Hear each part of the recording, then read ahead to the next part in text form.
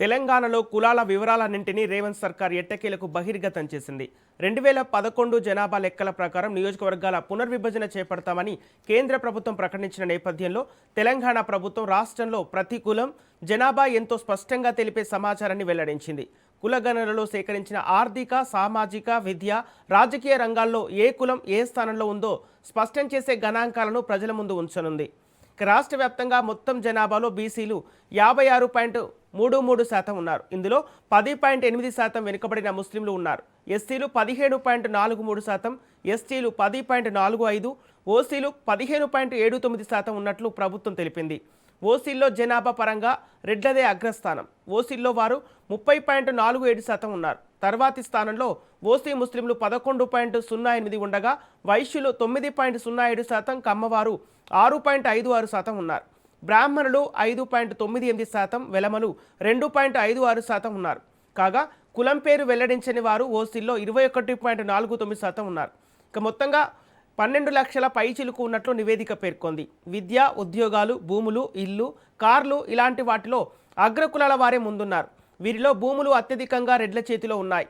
ఆ తర్వాత వరుసగా యాదవ, లంబాడ, ముదిరాజ్, మాదిగ, మున్నూరు కాపులు అత్యధిక భూములు కలిగి ఉన్నారు.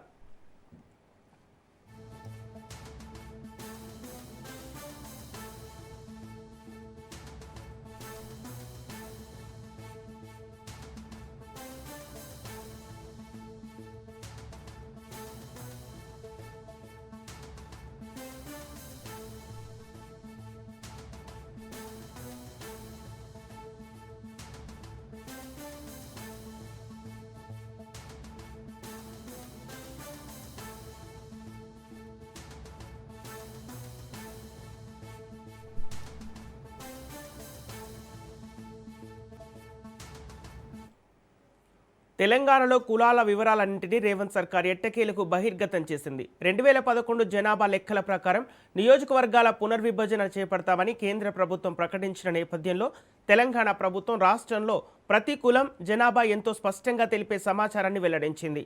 కుల గణనలో సేకరించిన ఆర్థిక, సామాజిక, విద్య, రాజకీయ రంగాల్లో ఏ కులం ఏ స్థానంలో ఉందో స్పష్టం చేసే గణాంకాలను ప్రజల ముందు ఉంచింది.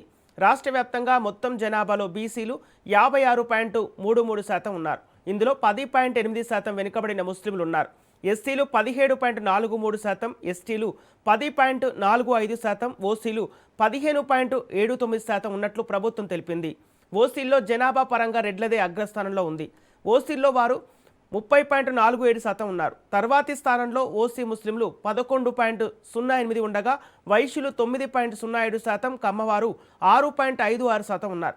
ఇక బ్రాహ్మణులు 5.98%, వెలమలు 2.56% ఉన్నారు. కాగా కులం పేరు వెల్లడించని వారు ఓసీల్లో 21.49% ఉన్నారు.